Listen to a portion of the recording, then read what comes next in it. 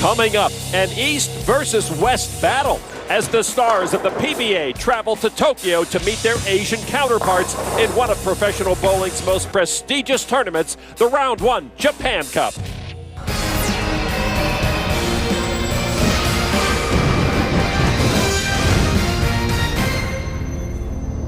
From Tokyo, Japan, this is the 26th version of the Round 1 Japan Cup from the Round 1 Diver City Bowling Center. I'm Lon McCarron, along with PBA Hall of Famer Randy Peterson. And right now, the 8 quarterfinalists being introduced to this very excited crowd. There's Parker Bone III. Parker Bone coming off of his recent win at the PBA World Championships. And there's current PBA Player of the Year, Sean Rash, having a little fun on the approach. Sean looks like he's been in the gym. Rash, one of 5 PBA pros. In our final 8, there's Osku Palermo, Big Wes Malat. Mika Koivuniemi's here as well. And standing next to Mika, Yoshihiro Sakuraba wearing a jersey that would make Fred Flintstone proud. So here are your quarterfinalists left from a field that began with 176 bowlers. A bow to the crowd, and we are ready to get this competition underway. Round of 16 was best of 5. The players in yellow moved through. You see Osku move through, as did Wes Malat. And a couple of sweeps there. Palermo taking out Fagan 3-0. And how about Belmonte not winning a game against Suda? On the other half of the bracket, Mika Koivuniemi has moved through. He's lost only 1 game in his preliminary matches, and then an All-American matchup, Bone and Rash. And Bone went through Rash last week to earn his second major. And these two will lead off the quarterfinal action. Sean Rash and Parker Bone III. Bone with 2 PBA major titles, 33 overall. From Jackson, New Jersey, the 49-year-old in his 28th PBA season. Look at that resume here in Tokyo, Japan.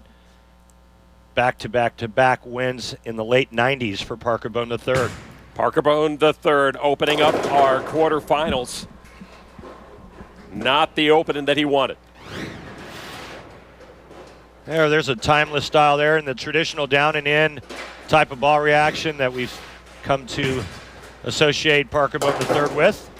So Parker Bone III opens with a spare in his quarterfinal match. 6.5 million yen to our winner here. That's worth almost 72,000 US. Runner-up gets $38,500. Is that before or after taxes? Always before. And now Sean Rash with his opening ball in this quarterfinal match. Oh, and Rash leaves the 7-10. Pretty good shot here. Not a very good break. Sean Rash playing left of third arrow, wheels it to the right. Little messenger that kind of looks at the 7. Sean Rash with an open frame in the first.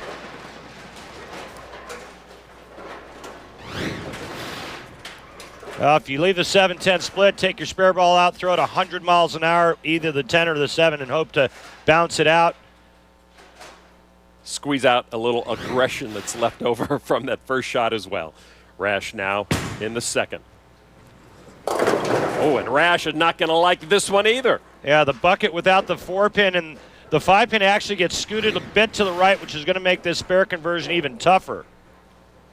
So Rash digging himself an early hole against Parker Bone III. Rash trying to convert. And he does. Nice shot from Sean Rash. That's a good spare there.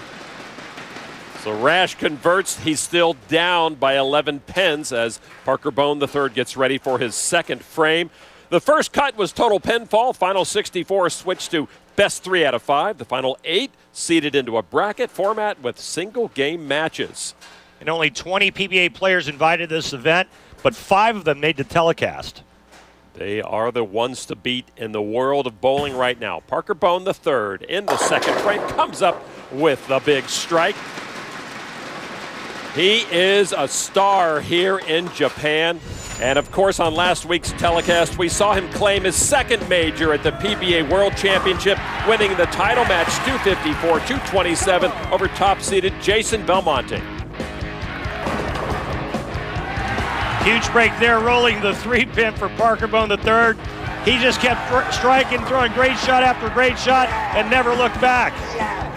Parker Bone III was 24th out of 24 when match play began. He was on the bottom rung of the stepladder when the TV finals began, and he took it all. Parker Bone's truly one of the good guys out on this tour, and I know there was a lot of folks, including myself, that were very happy for him. Parker Bone III now in the third frame, and with another strike. And that's what great champions do. They take advantage of their opponent's open frame.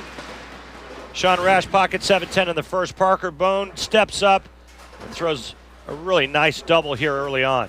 PBA pro Tommy Jones was the last one to win this event. He won his third Japan Cup a couple of years ago. This event was not held last year due to the earthquake and tsunami that struck Japan. And speaking of strikes, Sean Rash comes back with a strike in the third. Sean using two different bowling balls, one on the right lane, a different ball on the left. Remember his first shot on this lane, pocket 7-10. This time gets a little love tap on the 10-pin. Of course, Sean, the franchise player on the PBA League team, the Brooklyn Styles, owned by actor Jesse Williams. You see Walter Ray Williams Jr. on that team. Walter Ray, the only player to have competed in all 26 Japan Cups. Rumor has it he has timeshare in Tokyo. Parker Bone III on the LAX, owned by NBA star Chris Paul. Franchise player is Jason Belmonte. That is one tough team, the LAX. Our first PBA League team telecast next Sunday at noon Eastern on ESPN. Live coverage. All right, Rash trying to get back in this match, and that'll help. Nice shot there. He changed balls on the left lane. Last time he was light. That ball hooks up into the pocket beautifully. Let's take a look at this form that won him Player of the Year, the Big High Backswing Cup. A lot of revs. This ball reads the oil pattern perfectly, and that's what we term 10 in the pit, Lon. Parker Bone III now up by 11 in his fourth frame. Parker Bone III up to the task. These guys are huge stars here, Randy. You won this back in '89, and you know that firsthand. Well, once you win in Japan, you become kind of a rock star. They never forget. Parker Bone III is a huge rock star in Tokyo. Remember, a four-time winner over here as we see the oil pattern, 42 feet in length, and we've had big scores throughout this event. Looking for his fifth round one Japan Cup. Parker Bone III. Oh, that sounded as bad as the result. Well, this is just a bad shot. He gets it wide of target and not enough friction to get his bowling ball to hook back into the pocket, and he leaves the 3-6-7. So Rash had opened in the first, and now Parker Bone III perhaps will return the favor, and he does here in the fifth. Bone still up by 6, but that puts Rash back in this match. This ball never gets far enough to the right to have a chance to throw the 3-pin into the 7. Big opening now for Sean Rash, who's working on a double. So Parker Bone III and Sean Rash in this quarterfinal from the Round 1 Japan Cup will continue in just a moment. Rash back in it. Things are starting to heat up here in Tokyo. Sean Rash needs just one strike to take the lead.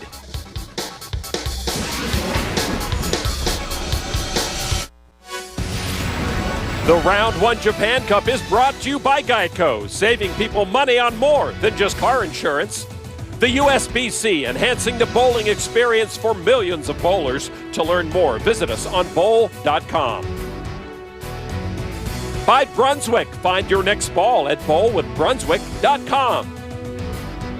And by Jack Link's Beef Jerky, feed your wild side. The only All-American quarterfinal, Parker Bone III with a slim lead on Sean Rash now, but Rash with a chance to take the lead right here. And Rash with the strike does just that, Randy. Yeah, nice shot there. He got the opening from Parker's open frame in the fifth. I want you to take a look at this follow-through. See how short it is? Back in the day, man, we used to have these really long follow-throughs. Not anymore. That short follow-through, that snapping of the wrist, that's what creates all that power. Sean Rash led the PBA Tour last season in earnings, average, and points, and that led to him being named the Player of the Year. Rash has found his game. Boy, there it is again. It almost looks like he's cutting it off at the foul line, but that's the modern game of today. Take a look one more time at this short, abbreviated follow-through. That makes the ball dig in early, and that creates the perfect result. 4 in a row for Rash. Now Parker Bone III trying to get his game back. Parker's followed through more old school. You can tell it's a little longer and thus creating a much straighter shot. See how much more that hand goes over the top of the head. That's why Parker's more of a down and in player. 4-time winner of this event.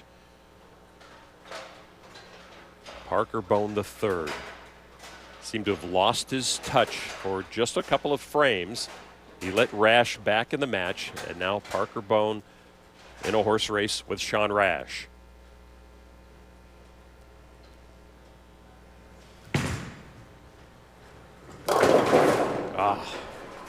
That left side has not been the happy side for Parker. Well, right as it leaves his hand, the ball sounds like it bounces, and that's going to take hook potential off the bowling ball. And that's exactly what the ball did right there, just not enough to get up into the pocket.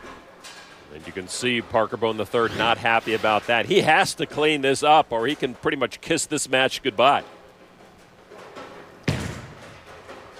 Parker, oh, and he got the kick for the spare. Yeah, that's a great break, Lon, because it sounded like he dropped that shot. He got the little love tap off the wall. I think this is what happened on his first shot and why the ball didn't hook. 3-pin goes to the sidewall, comes off, and nudges the 9-pin to avoid an open frame. It seems like champions get those love taps more often than not. Champions and guys that are really lucky. And now Rash working on 4 in a row, and he's not going to make it a 5-bagger. He had a chance to put the hammer down there. Yeah, he really did. I think he's a little surprised this ball didn't hook back up to the pocket. It looked like it was just a pinch fast. Yeah, you might be right. You see him just slow down, take your time. Now Rash trying to clean up a mess. And Sean does just that. You know, this is a point in the match where we've seen Sean time and time again get a little ahead of himself, get too amped up, start throwing balls through the back of the pin deck because he just gets outside of the box, starts thinking the wrong things, and just gets too amped. Born in Alaska, makes his home in Montgomery, Illinois now for this 30-year-old current PBA Player of the Year. 5 PBA titles, 2 majors.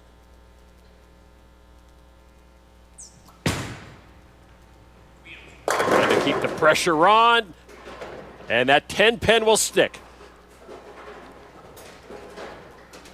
Pretty good shot there, and the messenger came in front of the 10. Now, remember, don't get ahead of yourself. Step up, convert the single pin spare, and maintain your 10-pin lead. Saw the little nod of the head by Sean Rash. He's let that last bad shot go, and now he just got to work on converting this 10-pin. And Rash misses the 10, Randy. We've seen it time and time again. Just a lack of concentration for Sean Rash, and it's cost him so many opportunities to win more titles out here. Both of these players with opportunities to all but put their opponent away, but they keep opening the door. Rash knew that halfway down the lane. What was I doing? Now Parker Bone III with an opportunity. Oh, he leaves the 7. Really good shot there.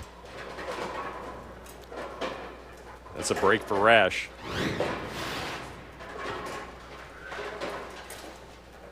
Parker had a little issue there with the approach, but this ball ended up in a good spot. Spare conversion here. We are still tied with the 9th and 10th frame left to play. So 2 great PBA pros battling here in the quarterfinals of the Round 1 Japan Cup, and we are all even after 8.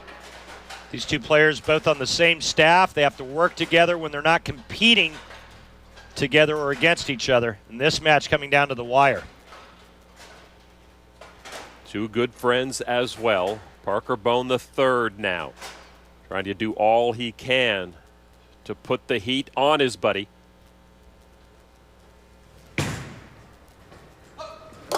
Says hook. Didn't get there. Light, light, light. Last 3 shots in a row on the left lane.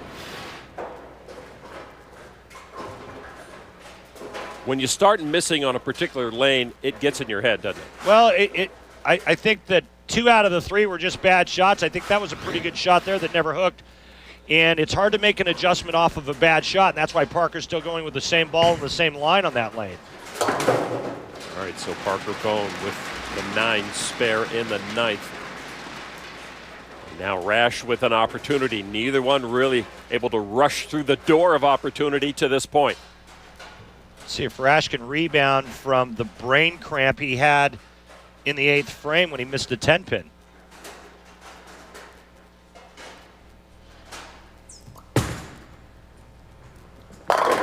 Rash with a big ball when he needed it the most. Yeah, and 2 more just like that on the left lane, and Sean Rash is going to shut out Parker Bone III. Boy, Parker Bone III knows he had his opportunity. And now he's handed that opportunity to his good friend Sean Rash. Rash with the rock back and rocket forward. Another strike for Sean Rash. You're right, Lon. Parker did have his opportunity, but the left lane got him.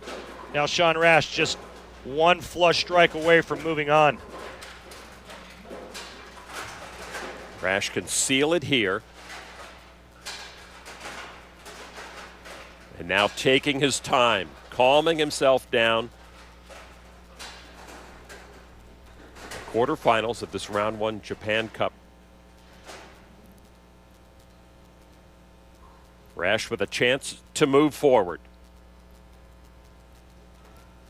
Now we've seen this before too. He just doesn't feel comfortable on the approach.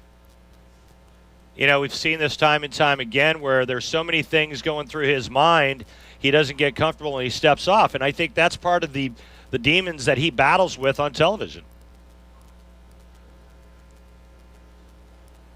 Can Rash come through here? Yes, he can!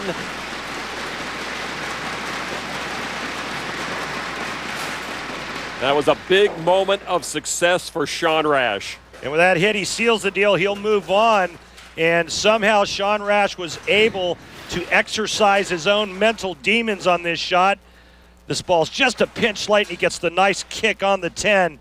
And that'll be all she wrote for Parker Bone III. So Sean Rash defeating 4-time champion of this event, Parker Bone III. And as you mentioned, Rash will move through to the semifinals of the Round 1 Japan Cup. Coming up next, another quarterfinal match. We'll see one of the PBA's best, Osku Palermo, taking on Japanese bowling pro Takeshi Suda from Tokyo.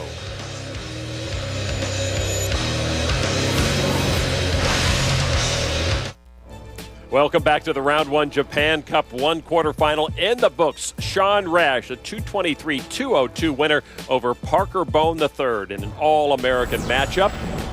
We take a look at some of the other quarterfinals. Big West Malat taking on Yoshihira Kaji. And the Beast struggled with pin carry, leaving ringing 10 after ringing 10. Kaji now with a chance to put the hammer down on Big West Malat.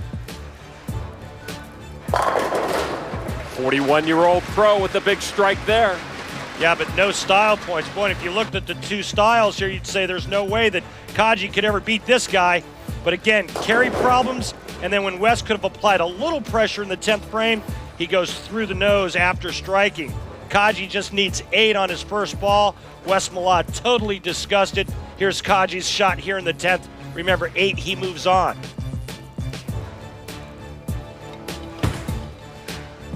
Looking for 8, and he got 9 to seal the deal against West Malat. 226-213. West was not happy about it. Another quarterfinal on the left. Mika Koivu-Niemi taking on Yoshihira Sakuraba. Here in the 4th frame, Mika trying to convert the 3-6-7-10, already trailing in the match. Nicely done for Major Mika.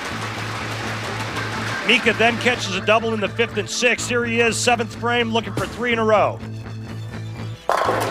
And just like that, Mika Koivu-Niemi, he's got a foot firmly planted on his opponent's throat. Here's the four-bagger right here with a strike in the 8th frame. Sakuraba now with a chance to stay in the match. That is trouble. Pocket 710s usually aren't going to help a player out, even if you're wearing a Fred Flintstone bowling shirt, which I think is very cool. And then he misses a single pin spare, and that was pretty much it for Sakuraba. 228, 171. Mika all over Sakuraba. And Mika Koivu-Niemi moving through to take on Sean Rash in the semifinals. In the other semifinal, Kaji will take on either Osku Palermo or Takeshi Suda. And that match beginning right now. Suda, 37-year-old Japanese PBA pro for 12 years. No strong results in 2012, but he's come through this bracketing format very well and opens up with a strike. And a nice shot for Suda. And what's interesting, Lon, is that none of the 3 Japanese players on today's telecast have ever won a JPBA event. Now 29-year-old Osku Palermo, the twin fin. Palermo with 3 PBA titles, answers with a strike of his own. And in the almost 30-year history of the Japan Cup, this event has only been won twice by Japanese professionals. The first one in 1985 was won by Ken Taniguchi, and then again in 1988 by Takeo Sakai. I had the privilege of competing against both of those players. And after Sakai won it, you won it in '89. And now Palermo here in the second, and he gets some help for the double. This is why I'm going to the two-handed style, Lon. Just pure speed and power. The 710 standing for a split second. But those pins have absolutely no chance against that bowling ball. Palermo with the double. Suda trying to match that here. And Suda does just that. Nice ball. Well, this is more of a traditional strike, if you will. Down and in style on this 42-foot oil pattern. And it's 10 in the pit. Nice start for Takeshi Suda. 37-year-old from Kanagawa, Japan. The right lane has been a little more accommodating to our competitors. Suda now on the left lane.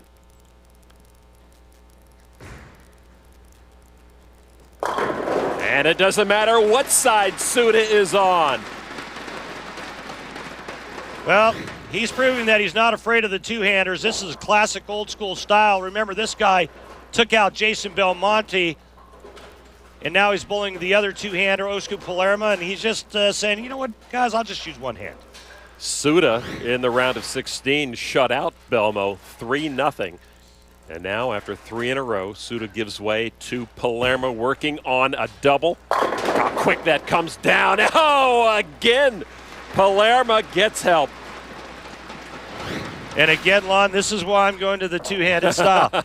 Their pin carry is incredible.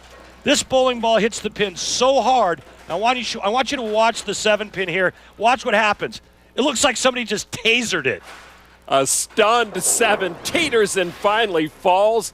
And Palermo matching Suda strike for strike in this quarterfinal match of the Round 1 Japan Cup. Quite a diversity of styles between that man, Suda, and Palermo. Both styles working to perfection so far. Palermo's fourth. Front 4 for Osku. When that bowling ball is coming at the pins at about 20 miles an hour with a rev rate over 600, the pins have to be thinking something like, run for your life! I swear I see them quivering when he throws the ball.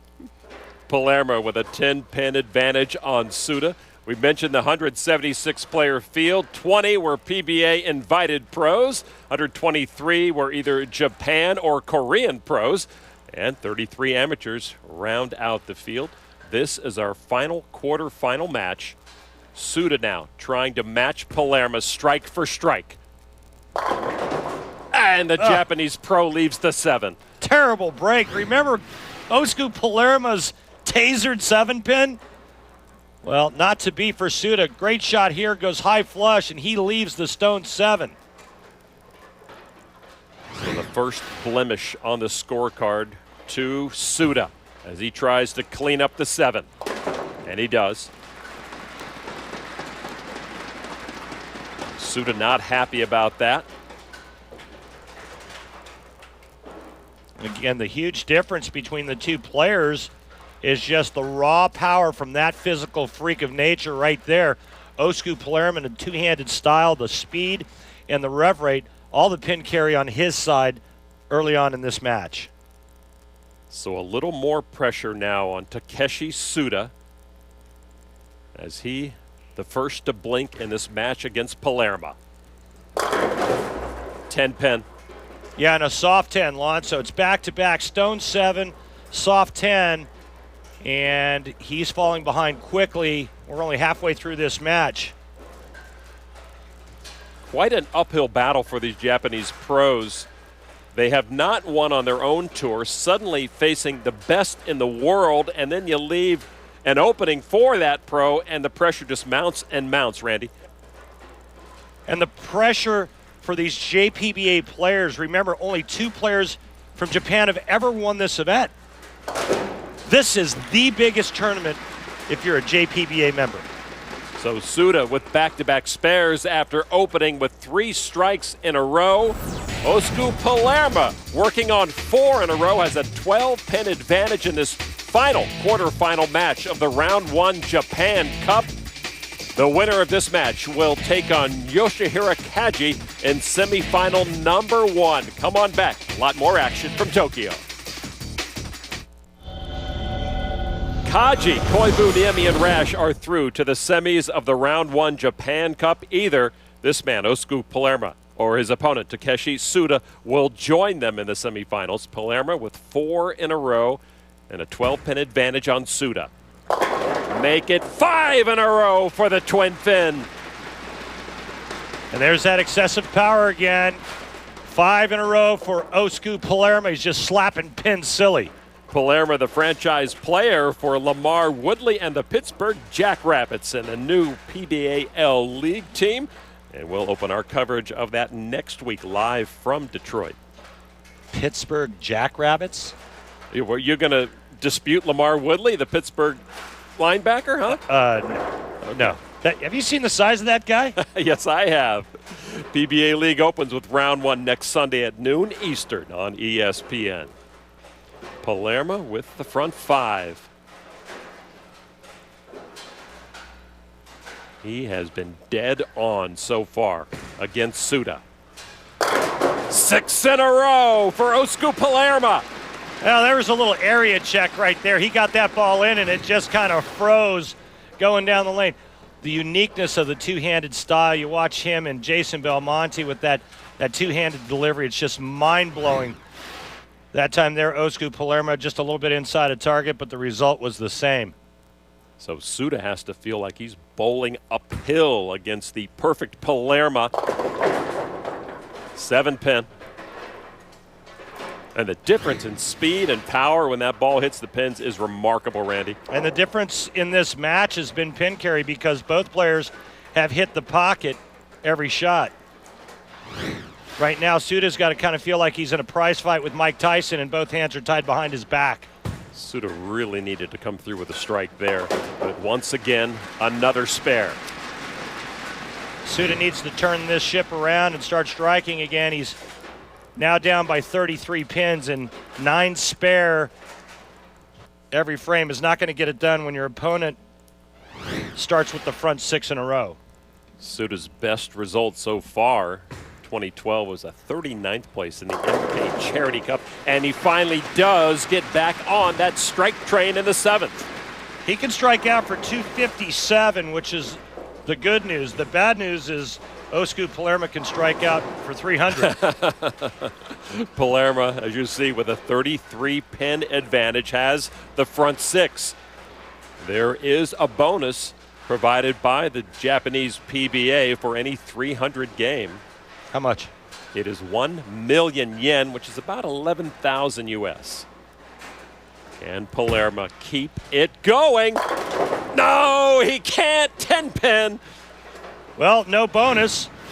But quite honestly, if you're Osku, I don't think you can be too upset about this ring and 10. Yes, it was a great shot. Yes, it could have struck, but his carry has looked phenomenal. Now he goes to the one-handed style when he throws the ball straight at spares. He doesn't let up on the velocity one-handed, though, does he, Randy? No, he doesn't hold back. So Palermo up by 32 after 7. He got the front 6 and a spare. Has to feel comfortable against Takeshi Suda right here in the 8th.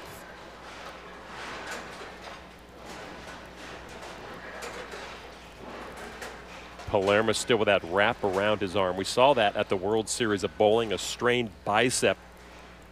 He still almost won a major with it, and he doesn't appear to have lost any strength.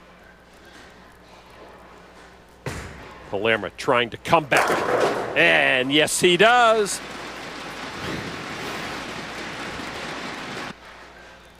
There's that style, the cupped wrist and elbow, and right at the bottom of the swing, in order to let go, that has to extend into the floor, and that's how all that power is created.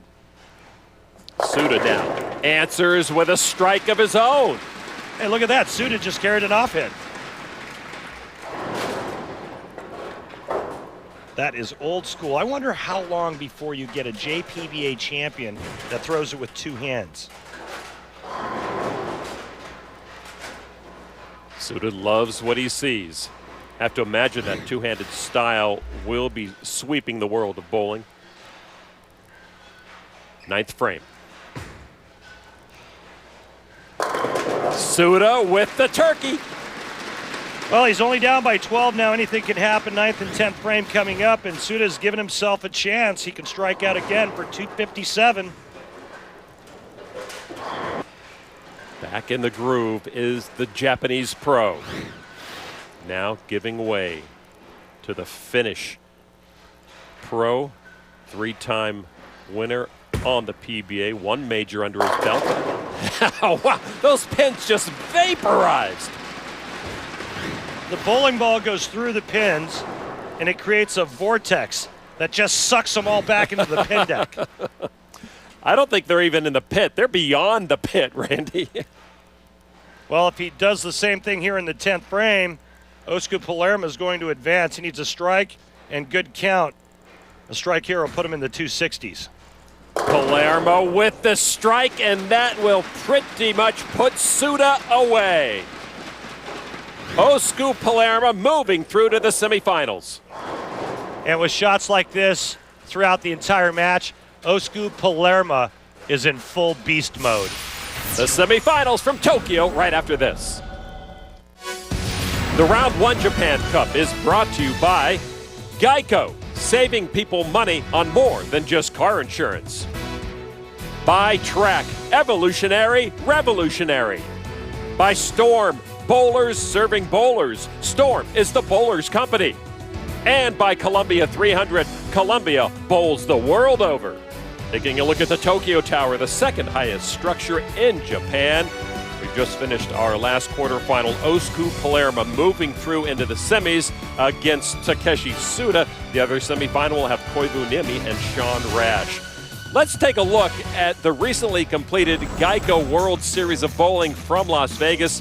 The festivities kicked off with the Men's World Bowling Tour finals between the defending champion of this event, Mika Koivu Niemi, and his buddy Chris Barnes. Mika could have put Chris away. He leaves a massive ringing 10. Barnes steps up, shreds the rack, takes home victory.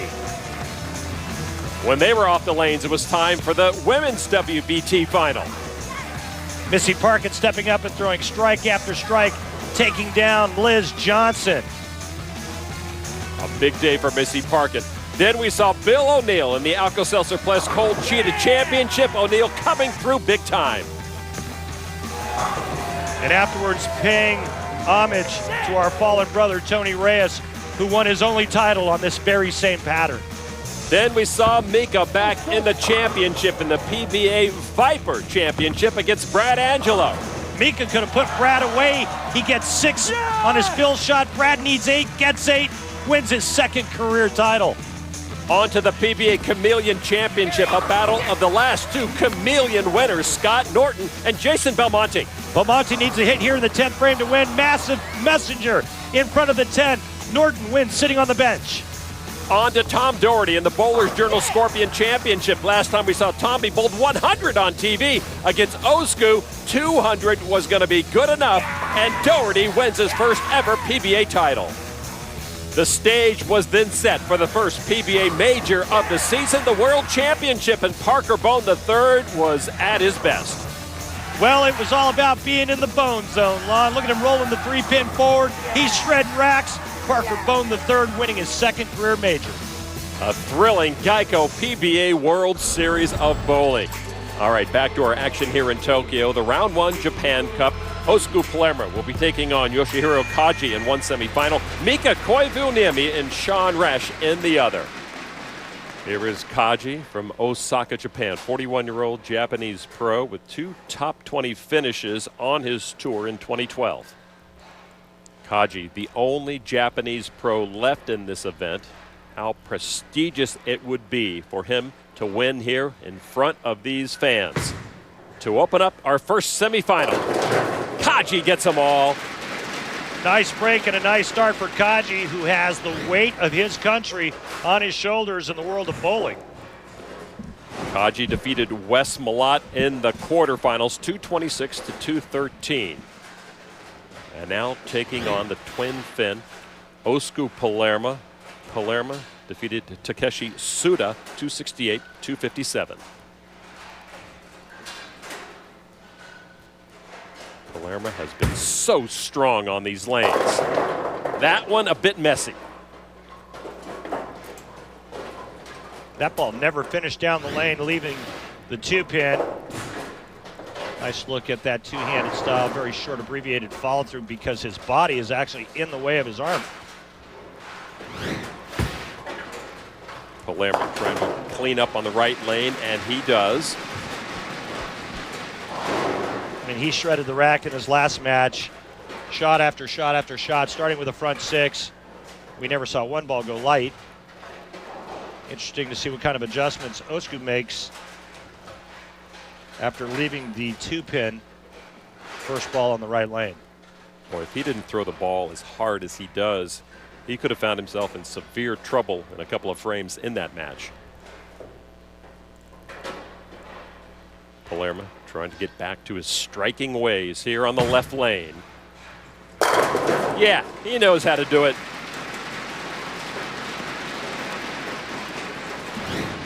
It almost looks like there's been some carry down, meaning the oil's starting to move down the lane because you don't see as much ball movement or motion in the back part of the lane. That's why he left the 2-pin on the right lane. That looked real subtle into the pocket in terms of movement. All part of the adjustments these pros have to make throughout a tournament. There is no re-stripping and re-oiling. This pattern has been torn apart. Kaji comes through with the double. And huge difference in the way the pins topple over when you look at these two players. The power is just overwhelming. Kaji's ball hits the pins. They kind of just domino. When Osku Palermo's bowling ball hits the pins, well, it's like a photon torpedo going through them. Does that put more pressure on a player like Kaji to pinpoint his ball? It's intimidating. All right, Kaji looking for the 3-bagger. Oh, 10-pin. And again, that's a weak 10. That ball had very little motion or movement going down the lane, and that's why he left a weak 10. You can see just how tight the lanes are getting down lane. Kaji blinks here in the 3rd. He looks to clean up on the left lane and does. Traditionally, Japanese players are very good spare shooters. They always constantly are working on fundamentals, and part of the fundamentals of being a good player is being a good spare shooter. All right, so Kaji takes his seat up by 9 on Osku Palermo. Palermo in his 3rd PBA season. Palermo with that huge strike as the pins go flying. Oh boy, they should check their windshields in the parking lot after that one. Palermo, as we mentioned, won his first major. It was the PBA World Championship against Ryan Schaefer. Yeah, he took down Ryan Schaefer, the perennial bridesmaid. A lot of folks were rooting for Ryan, but not to be. It was Palermo's day. Osku Palermo, the first two-hander to win a PBA major. And now here in Tokyo, trying to work his way into the finals of the Round 1 Japan Cup. He's got a tough match against Kaji, leaves the 10-pin. Boy, and it's tough to say Osku Palermo leaves a flat 10 in the same sentence, but that's exactly what happens here. You could see just the subtle movement in the back part of the lane, and even with all that power, you can see just how tight the left lane is getting. Osku converts at the World Series of Bowling in 2012. He finished 48th in the Cheetah, 15th in the Viper, 18th in the Chameleon, second place in the Scorpion. Doherty, as you saw, won his first title, and then 20th in defense of his PBA World Championship. Osku even right now with Yoshihiro Kaji. Kaji now in the fourth, working a spare.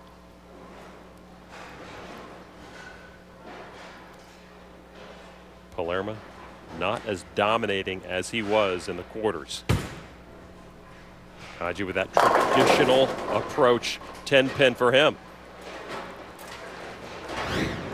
This is a pretty good shot here. The result not very good. You can see this ball hits the pins right where you would think would be the best spot to knock all 10 down. Instead, it's a ringing 10. Kaji, if he converts here, will trail by 1.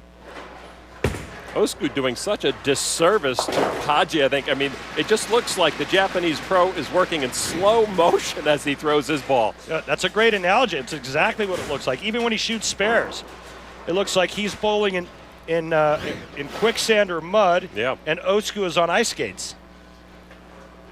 Fifth frame now for Kaji. 10-pin again. And another flat 10. There's that. The left lane almost looks like there's oil in the pin deck.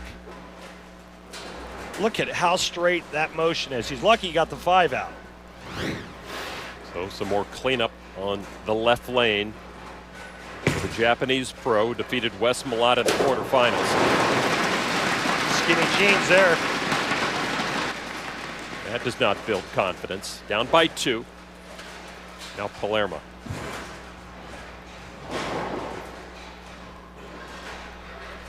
Kaji trying to work out the kinks.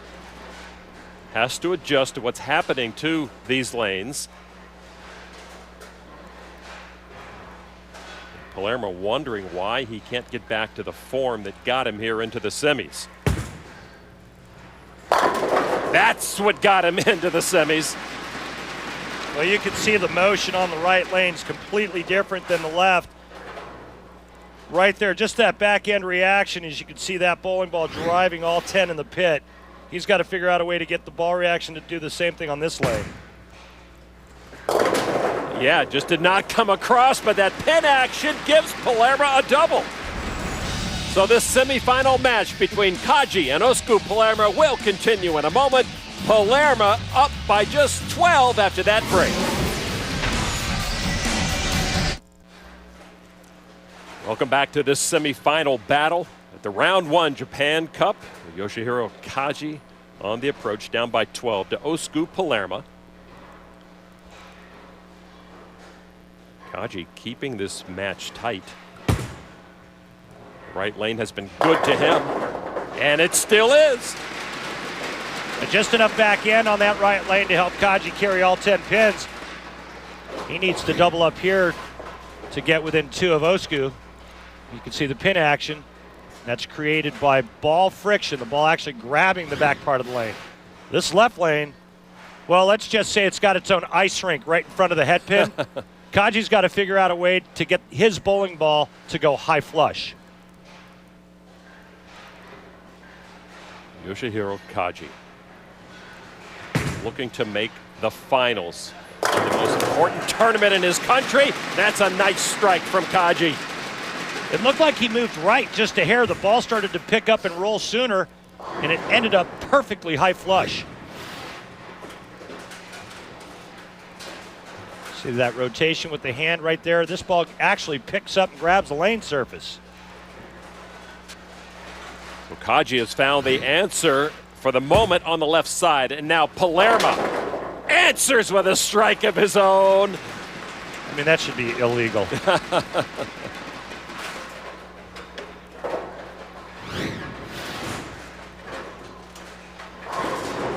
Watch the pin farthest right. I'm not even sure if it got touched. I think the 6-pin, when it went around, it sucked it off the deck and into the pit. We've got ourselves a match between Palermo and Kaji. Palermo up by 12 on the left side now. Yeah, he found the answer there too. Well, that's 4 in a row and a 22-pin lead for Osku Palermo. And like Kaji, he made the correct adjustment to get the ball to finish high flush. Talk about driver's seat now. The winner of this match meets either Mika Koivuniemi or Sean Rash in the finals. Head to PBA.com to check out a new game for your mobile device, PBA Bowling Challenge. This updated game for select mobile and tablet devices allows you to bowl against the best PBA bowlers in dozens of events all over the country. Click on the PBA Bowling Challenge link at PBA.com to get started. 8th frame for Kaji, down by 22. Boy, he's finding a way to stick with Palermo. So much on the line, so much pressure. His entire country rooting for him. Kaji looking to become only the 3rd JPBA member to win the Japan Cup. And he's telling Osku Palermo with shots like that, hey, buddy, I'm still here. Palermo with a good view of what Kaji is doing here on the left lane.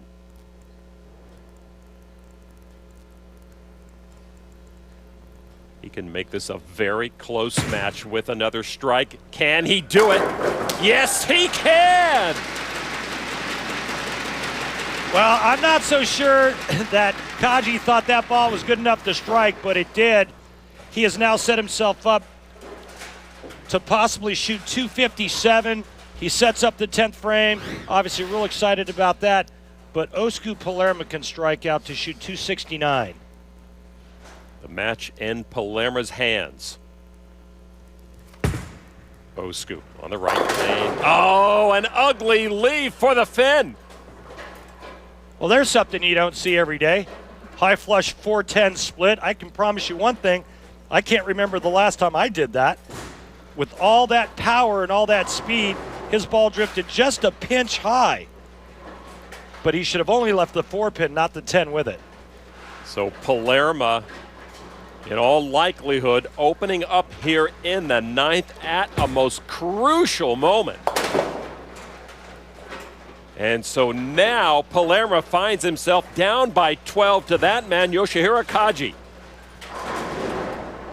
Tough break there, but Osku needs to compose himself, step up in the 10th frame, and strike out to shoot 235. Kaji with a chance now. He sees a very real chance to move into the finals, but Palermo now has to perform at his highest peak here on the troublesome left lane. Palermo is up to the task. Nice ball. 2 more strikes for Palermo here in the 10th frame, and he will force Kaji to strike on Kaji's first shot. So the most important ball for Osku Palermo of this match. The entire weight of Japan, in the bowling world anyway, sitting on that man's shoulders right there. Palermo with 1 strike in the 10th. Has to stay on that left lane and try to pull this match out. Taking a few extra moments to compose himself, figure out exactly where he wants to throw this ball.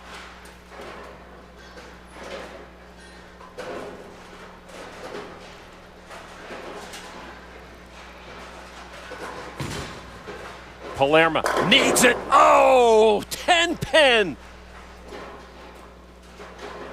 Doors open. Yeah, it sure is. Osku's made some great shots coming down the stretch, but a massive ringing 10 has left Kaji a huge opening. Kaji needs any mark in the 10th frame to move on to the finals. Osku converts with some attitude. So Osku with 225. And now Kaji with a chance to move into the finals. Neither player missing the pocket this entire match. All that great carry that Palermo had early came back to haunt him in the 9th and 10th frame of this match. Does Palermo think he's done? He took off the wrap on his right arm. Kaji with a chance to seal it. 10-pin, but just a conversion away from moving into the finals. If Kaji misses this, he shoots 224 and loses by a pin. Well, we saw in the highlights Palermo missing the 10-pin from the World Series of Bowling. Rash, we saw miss it earlier in this event. Now Kaji with all the pressure on his shoulders to move into the finals. Can he do it? Yes, he can. He takes down Osku Palermo.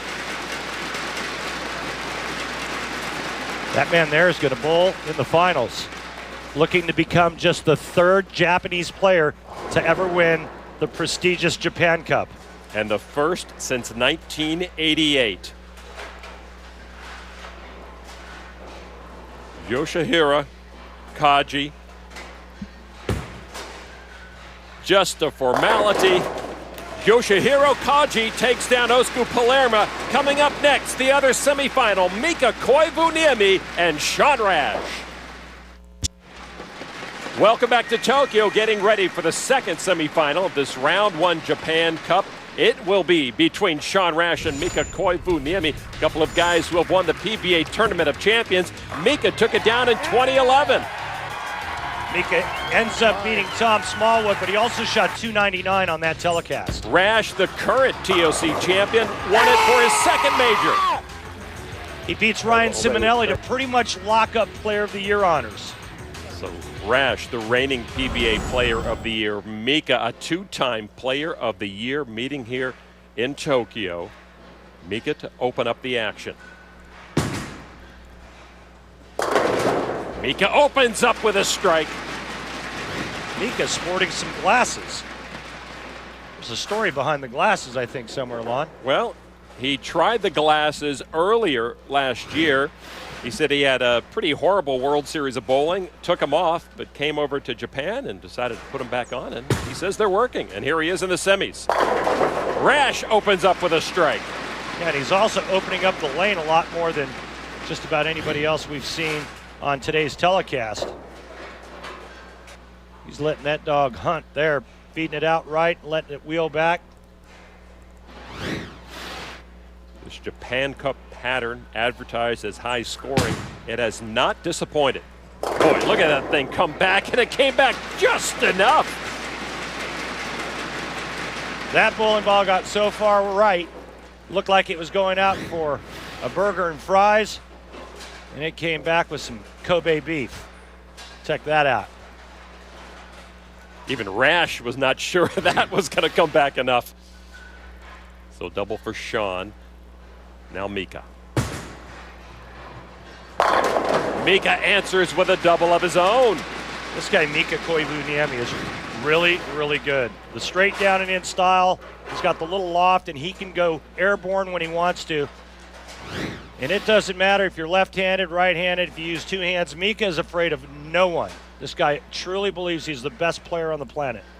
In his 14th PBA season, he has 3 majors. Rash in his 8th season with 2 majors already. Even so far. Here in the third. Mika's not going to like that. And there again, we see the tight back ends on this left lane, and Mika throws a pretty good shot here. Watch how straight it enters the pins. And that's just bad luck there. The 5-pin was going down. Something else stood it up. Mika leaving the 5-7 split.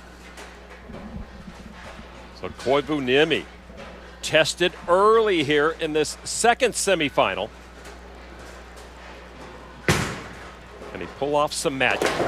Yes, he can! Especially on that left lane. That was very pretty, Randy. Did you not remember me telling you how good this guy is? Oh, boy. That was perfect on that treacherous left lane. Rash, though, with an opening. Rash with the turkey to get himself started. You know, you had mentioned the high-scoring oil pattern, and you could see why. The players can attack this oil pattern from a multitude of angles. Sean Rash is circling. Mika's going straighter. Kaji went pretty straight right around second arrow. Osku was kind of right in between the two. Rash working with that boomerang ball. And here it comes. No strike that time. Little extra bounce off of the dry here. Remember the last shot on this lane, he got it so far right that the ball barely hit the head pin. This was left of the last shot on the left lane, and it goes high for a 4-pin. Conversion on that left lane for Rash. And his lead has been cut to 11. Koivu Niemi now on the right lane. Mika says he's traveled about 200,000 miles to bowl this year. He's a little tired of it.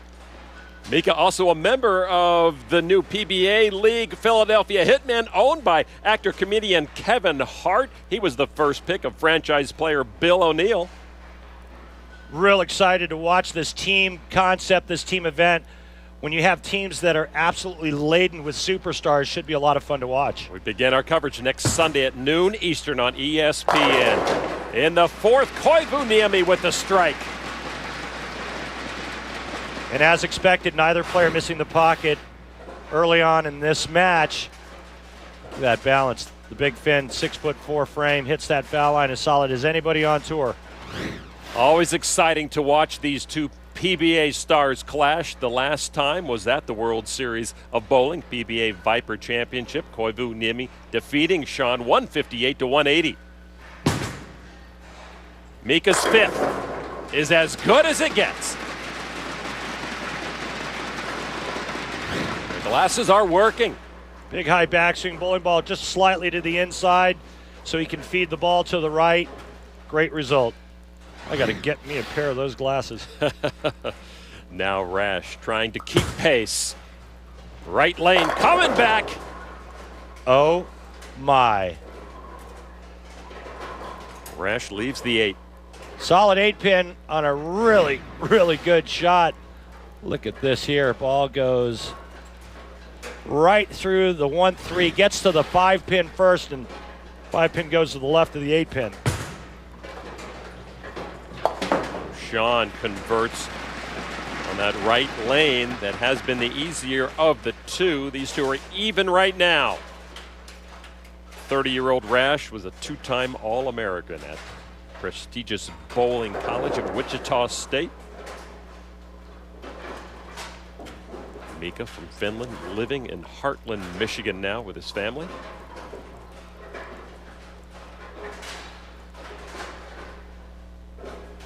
Nothing Mika can do right now, but see what Rash brings forward here on the left lane. Oh boy, he caught a break there. That ball just kind of pushes a little bit too long down the lane. As you can see, a profile of Sean Rash, the big high backswing, the cupped wrist at the top, his MO. You can see that ball comes in light, and Sean almost leaving the light 410 in the pocket. Sean cleans up here in the 6th, up by just 1. This exciting match from the Round 1 Japan Cup in Tokyo between Koivu Niemi and Rash continues right after this.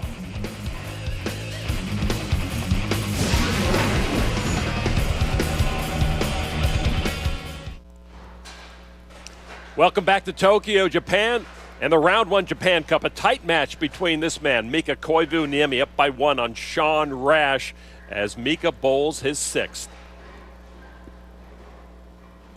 Mika, the 2-time Player of the Year, has made a TV final in 13 straight years.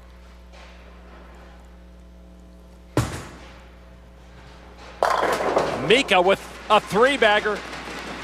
And an 11-pin lead, and Sean Rash is in trouble. Sean Rash is working on a spare. Mika 3-bagger. Mika can go to the wall and strike out, shoot 278. Nothing Sean Rash can do about that. And that is not out of the question either on these lanes. Now on the left lane, Koivuniemi trying to put the hammer down on Sean Rash. Rash can only hope for an opening.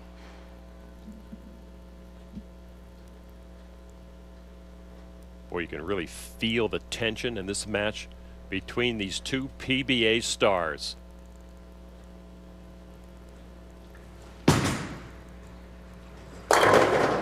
Oh, Mika got the kick and the strike.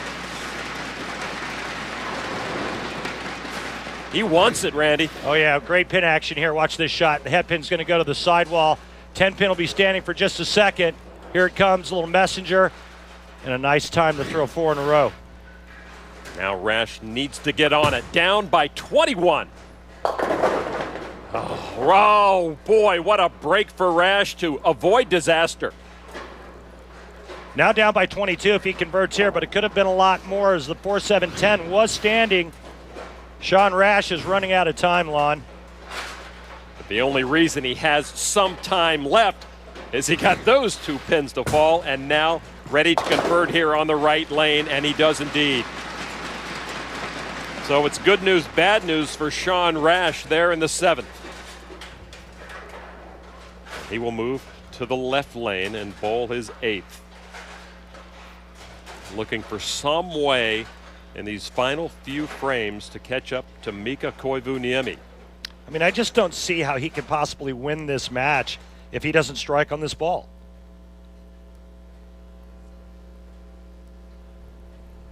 Rash needs it now. Can he bring it? No, 10-pin. So there you go. A bigger nail in the coffin of Sean Rash here in this semifinal. This is a pretty good shot here, but watch the 6-pin. Second to the right, around the 10. Rash knows he's running out of time. You can tell just by his react. He does convert, but down by 23 as Mika prepares for his 8th frame. Down by 23 to Mika Koivuniemi with only 2 frames left to bowl. Tall order. Yeah, Rash knows the pickle that he is in right now. All he can do is sit and watch. Mika taking his time. Rash's job is done for right now, and he may be done for this tournament. Mika always looks so calm on the approach.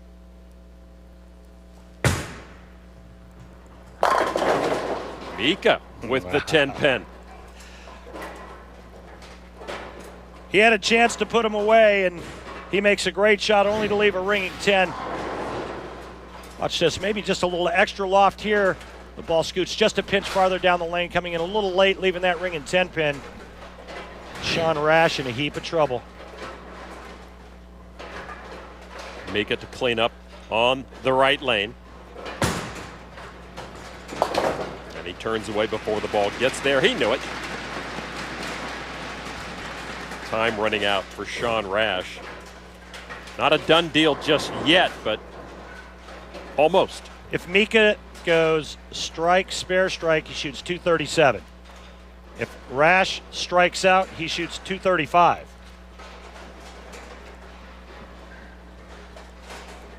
Sean knows all he can do is take care of business on his side.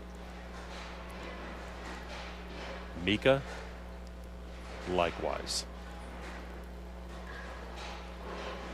Big moment in this round 1 Japan Cup between 2 of the biggest stars in the PBA.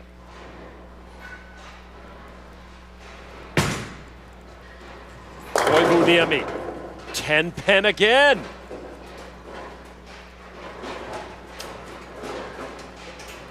Sean is saying, as they said in Dumb and Dumber, so you're telling me there's a chance? Yeah, well, all right, so we'll give Mika the spare here.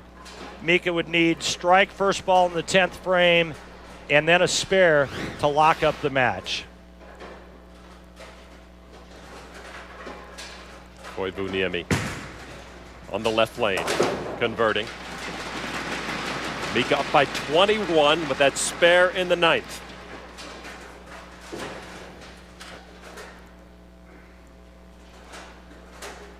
Sean Rash now. Boy, a strike here would certainly help his cause. I mean, I just don't see how he can win without striking out. He's got to get himself into the 230s. Right now he's in the 2 teens. A strike in the 9th, 10th, and 11th, he'll be in the 230s. That gives him a chance. Rash taking a little extra time, as we have seen him do. He knows he has to settle himself down, slow himself down in these critical moments. Oh, wow. That all but puts an end to this match. Sean Rash looking for the strike to put heat on Mika and leaves the split. This ball gets to the dry part of the lane a little too late. Sean Rash pays the price, leaving the 210. So Mika giving Sean just the smallest of openings, but Sean can't do anything with it. The 210. Sean needs it, and he got it. He got the extra kick from the 2. Well, if he doesn't convert there, it's over. Now he still has some life. Wow. What a great time to convert the 210 split. He actually undercuts it just a hair, but the 2-pin gets enough of the 10-pin. Well, the 2-pin actually hit the 10 twice, coming and going. Now Rash. Left lane, 10th frame. Big ball. Well, the only chance that Sean Rash has is he has to strike out. That'll give him 223. Problem is Mika would just need 9 on his first ball in the 10th frame, and Mika will move on. Well, Rash doing his part so far. Opening with a strike here in the 10th. But he needs 2 more to give himself any hope.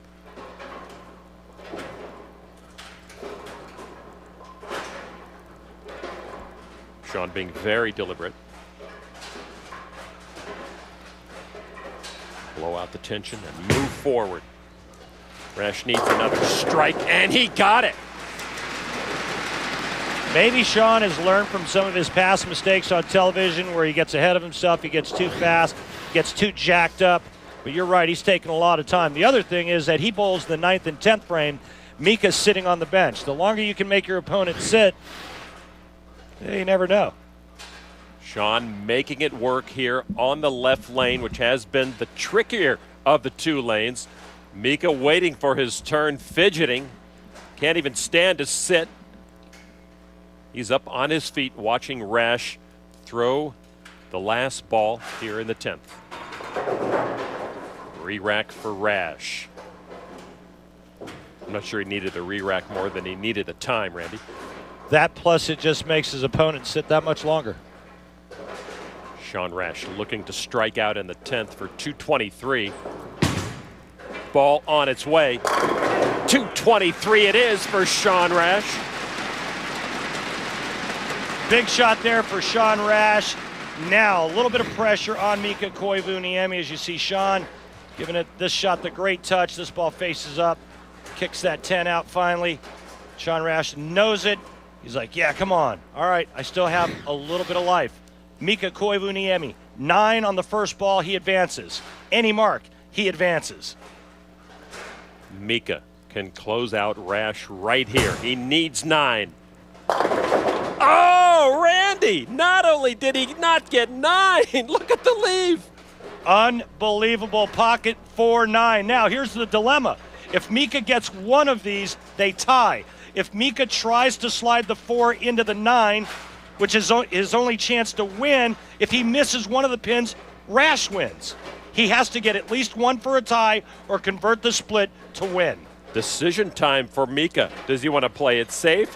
Does he want to try to close it out? I don't think there's any decision here. I think you go for one and then you go into sudden death. See Sean calming the crowd down. Yeah, he's going for one. 223, 223. We've got a roll-off. Unbelievable. It looked like Sean Rash was left for dead. We're going to sudden death. And that roll-off coming right after the break. Sean Rash down by 23 with just a few frames left. Mika with a chance to close it out, could not. It's Rash and Koivuniemi with a spot in the finals here in Tokyo up for grabs. Welcome back to the Round 1 Japan Cup. Yoshihiro Kaji already into the finals. Now, Mika Koivuniemi and Sean Rash have gone 10 frames, tied at 223, and we are headed for a roll-off. Very exciting here in Tokyo. Rash was down by 23 pens, came back late, helped out by Koivuniemi with an open frame in the 10th, and now this sets up our roll-off. And the rules are simple in the roll-off, Randy. The higher seed chooses a lane and order. That's Mika Koivuniemi. Each player is going to throw, and the higher pinfall will win. Mika has chosen to start on the right lane. No spare conversions, one ball. Mika to try to put the pressure here in overtime, as it were, on Rash. First ball on its way. Mika comes through big. And I like the fact that Mika decided that he would start putting the pressure immediately on Sean Rash. So now Rash with a remarkable comeback in this second semifinal. Sean has proven to himself in this match that he can handle the pressure. He needed to strike out in the 10th on the left lane.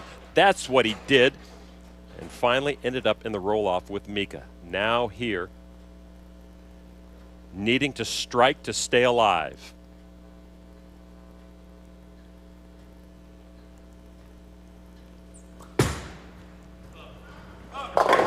Rash got the hook and got the strike.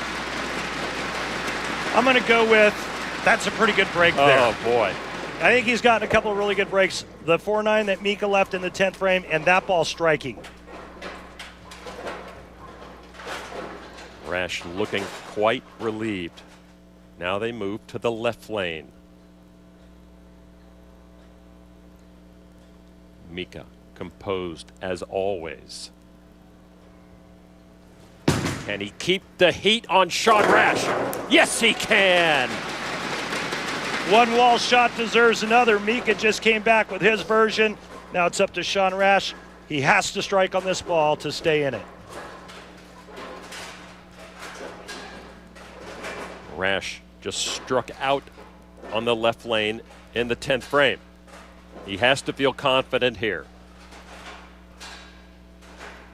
See Mika feeling the nerves just a little bit, swaying back and forth.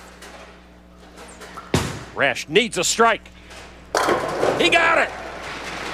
And he made a great point that Sean Rash struck out on this left lane in regulation, but that's why Mika chose to start sudden death on the right lane. Remember, Rash goes 210 on that lane. Even though Mika 4-9, that's a small adjustment. Had to be a lot of doubts in that man's head when he stepped up on the right lane. Now both players back to the right lane. The mental game of pro bowling coming into play here in the roll-off. Beginning the third frame of this roll-off now. Koivuniemi. 10 pin. Doors open. Great shot here. Another nasty ringing 10 pin we've seen throughout the telecast, and it couldn't come at a worse time for the Big Fin. Now Sean Rash, a strike, and he will move on to bowl for the title. Yoshihiro Kaji already into the finals, awaiting his opponent. It will be one of the biggest names in the PBA, no matter who wins. Rash with a strike to move on. Oh, he can't get it. The roll-off will continue. Boy, he's playing a lot of angle on that right lane. The last two shots went light. That shot goes high. Interesting cat and mouse game going on. You can see both players playing the lanes completely different from one another. Rash going with big rainbow. Mika the down and in shot. Mika has struck on every shot except one. Same for Sean Rash. Every time Mika steps up and throws a strike, it puts the pressure squarely back on Sean Rash. Rash has matched Mika shot for shot in this roll-off. Mika with the big ball on the left lane. Now back on Sean's shoulders.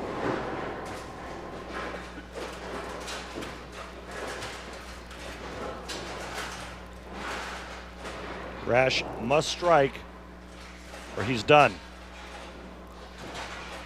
Mika has done his job. Rash needs them all. Oh, and he backs off again.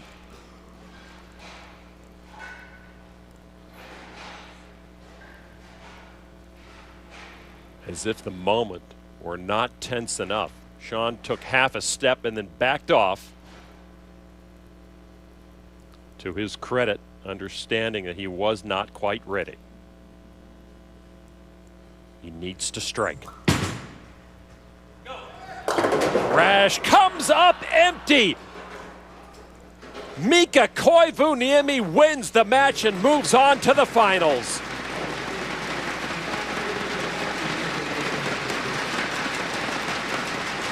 Sean Rash could not pull off the strike. What a match, Randy. Well, it was a great match, and we just saw two of professional bowling's finest going head-to-head in just a great, great matchup.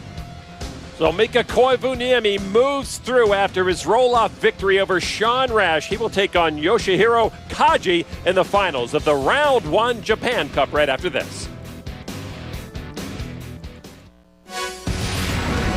The Round 1 Japan Cup is brought to you by Geico, saving people money on more than just car insurance.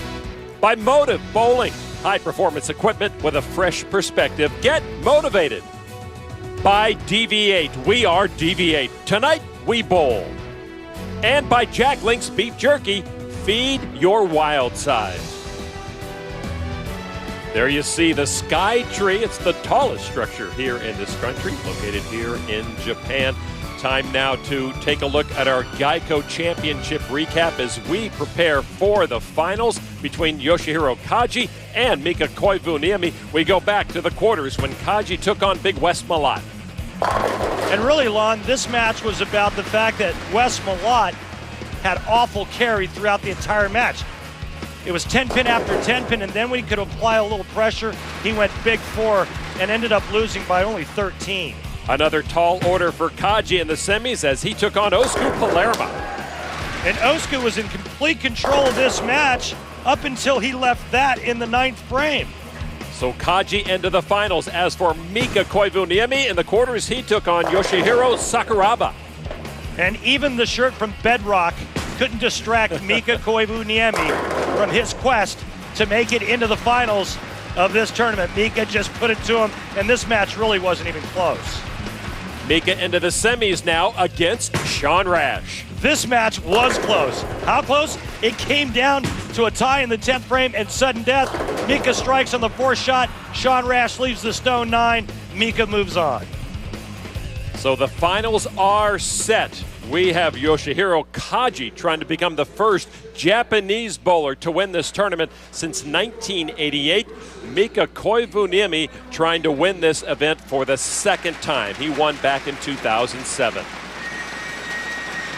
So our finalists shake hands and get ready to get this final match underway. Mika Koivuniemi will lead us off.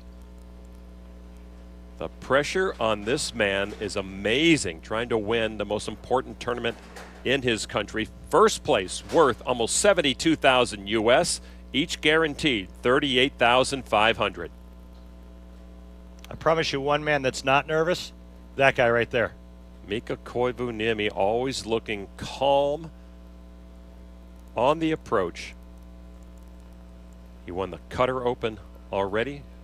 Finished second in the World Bowling Tour at the World Series of Bowling. Now opening up the finals with a strike. He sticks on that shot. That ball was a frozen rope to the 1-3, and all 10 are down. Check this out right here. Gets into that foul line, sticks a little bit, looks down at the foul line, looks up to see his ball enter the pocket perfectly. Now, how will Kaji handle the pressure of these finals? His first ball against Mika Koivuniemi. Wow, that is not how he wanted to start. You want to talk about nerves. You said it at the start of this match. The weight of this man's country on his shoulders. We didn't see him do this in 2 matches. He never missed the headpin. But this is all nerves right here. Goes right of the headpin, leaving the 1-2-8-10 washout. Kaji trying to do what he can, and he whiffs on all 4. Well, the sweat glands are really starting to open up now. Kaji doesn't hit the headpin with 2 balls. Just a total whiff. This is all about nerves. He is feeling the TV lights like nothing else. And now he'll try to compose himself and just say, nothing I can do about the 6 in the first frame. Just pick them up all here on the left lane.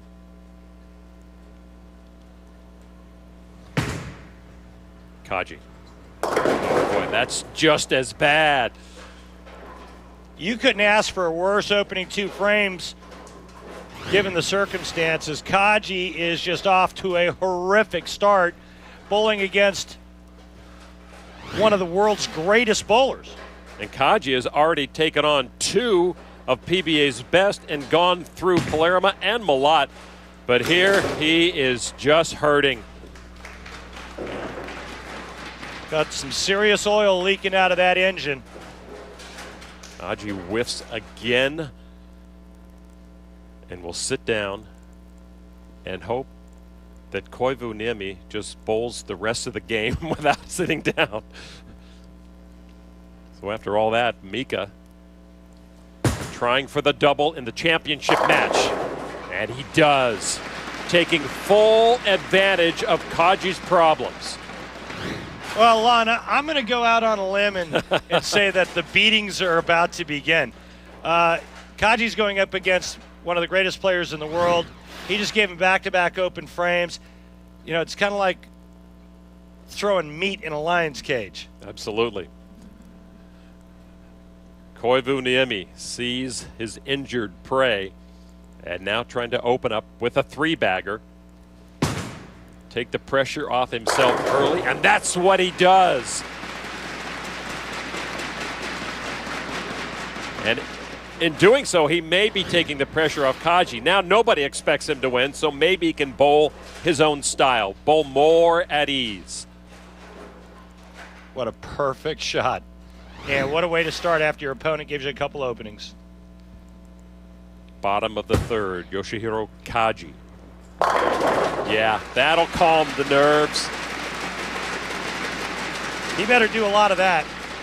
Down by 47 going to the 4th frame.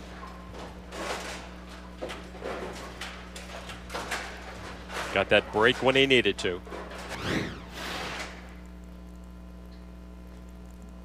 But a long way to go to make up for his first 2 frames.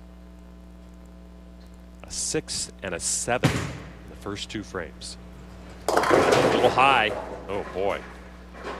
What's interesting is that the last match we saw Kaji compete in was against Osku Palermo. On this left lane, he could barely get his bowling ball to turn over, and now it's going a little too hard through the nose, and he's lucky he tripped the 7 out later, or it would have been another open frame. Kaji does clean it up. Any incremental step forward is good for him right now.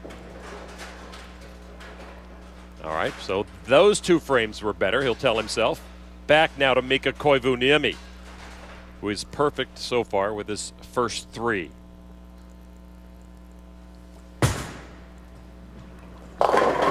Front 4 for Mika.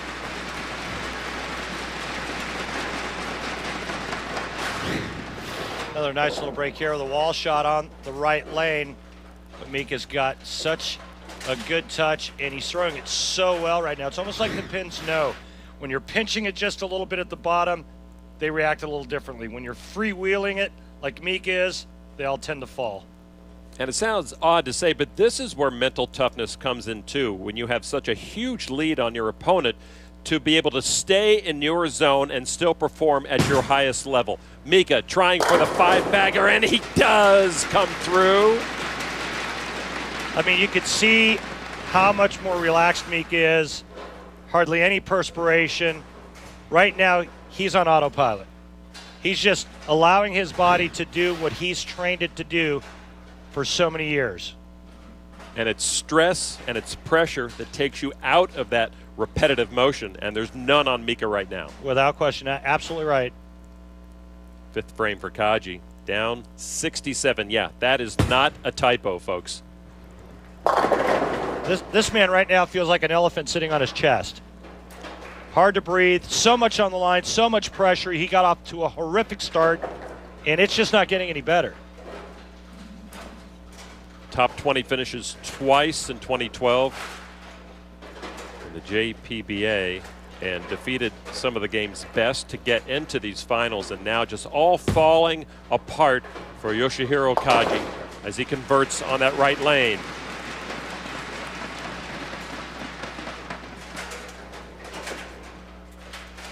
Now trying to rebound, show everyone what he's made of here in the back half of this game. Mika, again, trying to stay in his zone. Perfect through 5.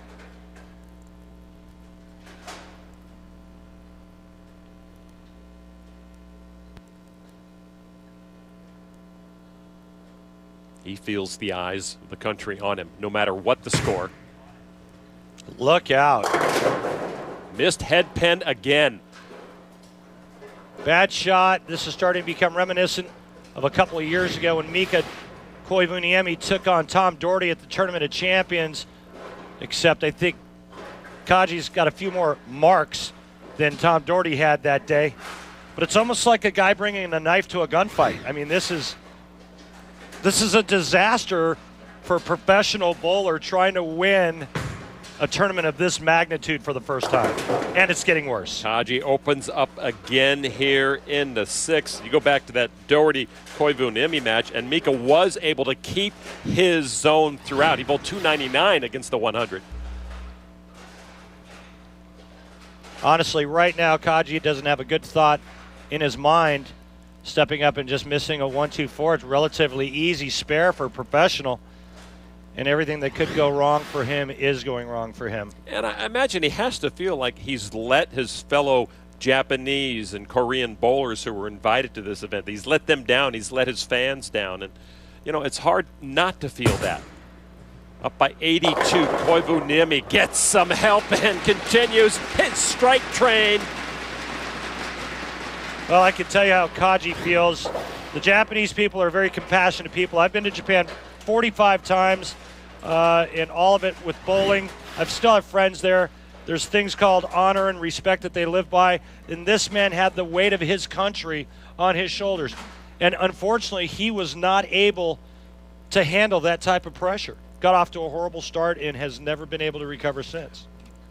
Now, Randy, on the flip side of that, no matter what Kaji bowls, Mika's been perfect to this point. So Kaji might be in the same boat, even if he does mark everywhere he's left it open. And now the front 7 for Mika Koivuniemi. On his way maybe to another perfect game. Well, even if Kaji is clean through 6 frames, give him 3 marks where he had the 3 open frames, it's tough to beat 300. Absolutely. Kaji back up on the right lane, looking for anything, and he does pick up the strike in the 7th. Everybody's rooting for this guy right now, maybe even Mika. No, Mika's not rooting for him. Mika right now is focused and concentrating on trying to shoot 300 so he can win more money. There is a bonus of 1 million Japanese yen to anyone who does bowl a perfect game on TV here in this event. Eighth frame for Kaji. Down by 102. Can he double? Yes, he can. Now he's showing his chops. So that'll bring Mika Koivuniemi back to the lanes. Can he be the first to bowl 300 on TV twice? He's one of 22 men to bowl a perfect game on TV. Did it back in 2003. Bonus time for the Big Fin. Jason Couch bowled a not-so-slouchy 248, but Mika's 300 made a little history there. Now, still perfect going into the eighth.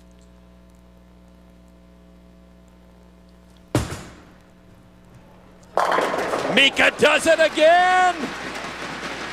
Well, I remember that day in Windsor Locks, Connecticut, when Mika Koivuniemi bowled his perfect game. It was freezing cold outside, but inside, Mika had that place on fire. And right now, he's perfect through 8 frames. Kaji